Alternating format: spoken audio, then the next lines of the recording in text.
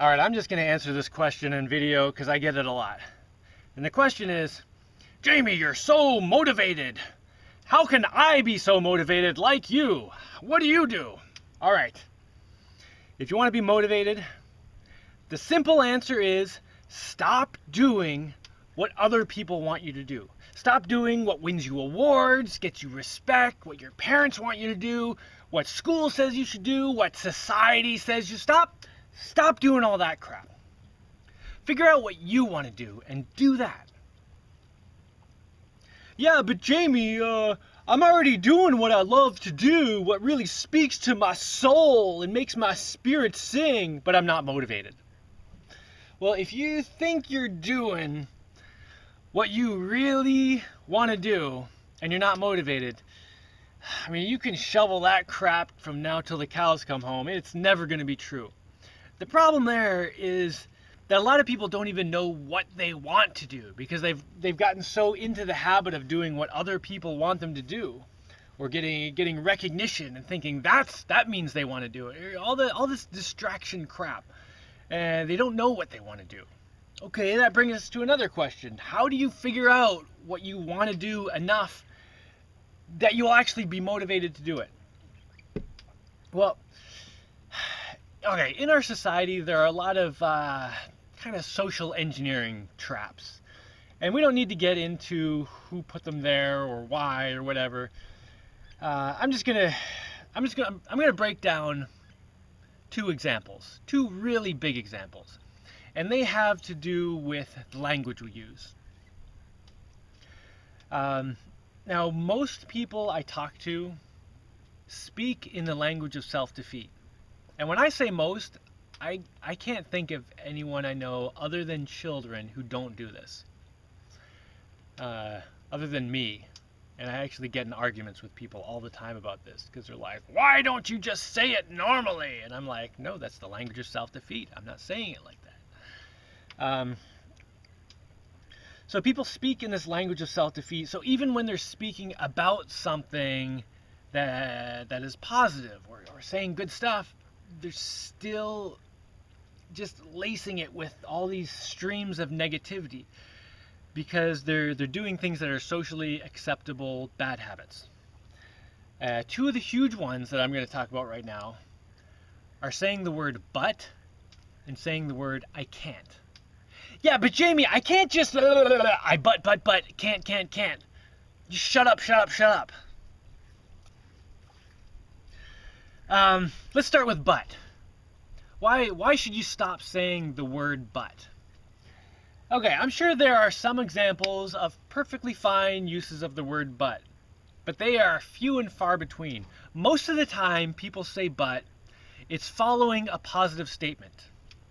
And it's erasing that positive statement, and it's giving them an excuse to make a bunch of negative statements.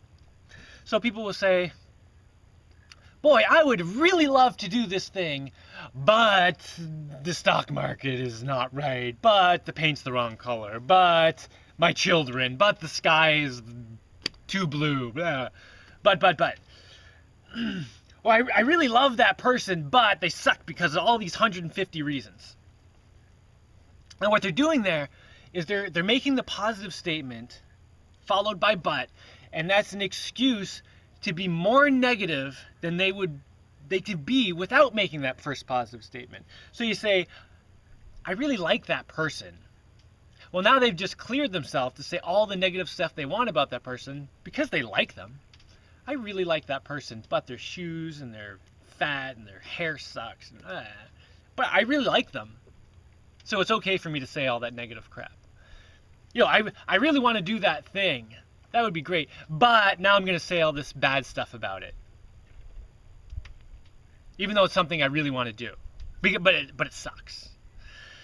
So the other part of it, the other problem with but, is that every time you follow your positive statement with but a negative, all you're doing is wiping out the positive statements.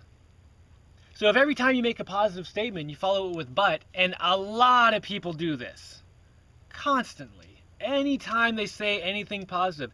Yeah, but. Well, that's cool, but. well, this thing's great, but every time they do it, they're wiping out their positive statement. And if throughout your day you just go wiping out all your positive statements, but not wiping out all your negative ones, because people don't always wipe out their negative statements with buts, then you just end up with this surplus of negativity in your life. Which brings us to I can't. All right, why is I can't a problem? I can't is a problem because it's almost never true. Hey, you want to come over and do a thing? I can't. I can't come over. I can't walk across the street, knock on your door, come inside, and make pizza with you. You want to do this? No, I can't. Jaimie, I would really love to live a life, kind of like you do, but I can't because blah, blah, blah, blah, blah. I can't. All those things you can do. And most of those examples were just very mundane, easy to do things. But people are saying, I can't walk across the street and join you. Because it's polite. It's become considered the polite way of saying, I don't want to.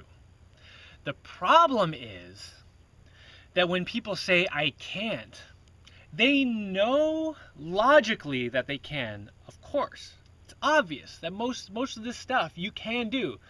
Can you come over and do a thing? Well, yes, obviously I can, but I'm just going to say I can't because I'm trying to be polite. But when you say I can't do these little things over and over, it gets into your subconscious and you start thinking you can't do all this stuff. Even if in your upper stuff up here, your conscious mind, obviously you can, but subconsciously you've said I can't so many times that you start getting frozen in your life. And you see this with people who are just stuck. Like they just sit in their house at their computer watching their TV. They think they can't do anything else because they've told themselves thousands of times they can't do the simplest tasks because they were trying to be polite. And even if it's something more difficult, like people say they can't live like I do. People can live like I do. It may be difficult. You may want to do something else more. And that's the truth. Generally, when people say they can't, it's not that they can't, it's that they want to do something else more. And when you say I can't, instead of just saying the truth, that, I actually want to do this more, you're distracting your mind from the idea of what you want to do in your life. And that's why people end up doing things they don't want to do in their life, because they never let their mind go there and figure out what they want to do in their life. They always just say, well, I can't do that. Not that I don't want to, I just can't. Because if you say I don't want to do that, then your brain thinks, okay, well, what do I want to do? Well, I want to do this more than that, so I'm going to go do this.